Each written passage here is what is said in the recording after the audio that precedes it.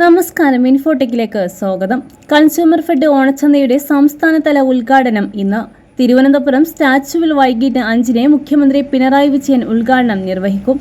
ആന്ധ്ര ജയഅരി, കുറുവ അരി, മട്ട അരി, പച്ചരി, പഞ്ചസാര, ഉഴുന്ന്, ചെറുപയർ, കടല, തുവരപ്പരിപ്പ്, വൻപയർ, മുളക്, മല്ലി, വെളിച്ചെണ്ണ എന്നിങ്ങനെ 13 നിത്യോപയോഗ സാധനങ്ങൾ സർക്കാർ സബ്സിഡിയോടെ പൊതുവിതരണ വിപണിയേക്കാൾ 30 മുതൽ 50% വരെ വിലക്കുറവിൽ പൊതുജനങ്ങൾക്ക് ലഭിക്കും.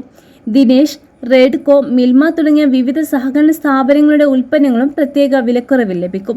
ഓണവിപണിയിലെ കൃത്യമായ വിലക്കയറ്റം പിടിച്ചു നിർത്താനും ആവശ്യ സാധനങ്ങളുടെ വിലക്കുറവിൽ ലഭ്യമാക്കാനുമുള്ള സർക്കാർ ഇടപെടലാണ് കൺസ്യൂമർ ഫെഡ് ഓണച്ചന്തകൾ. ഇന്നു മുതൽ സെപ്റ്റംബർ 4 വരെ ഓണച്ചന്തകൾ പ്രവർത്തിക്കും. ത്രിവേണി സൂപ്പർ മാർക്കറ്റുകളിലും സഹകരണ സംഘങ്ങളിലുമാണ് ഓണച്ചന്തകൾ നടത്തുക.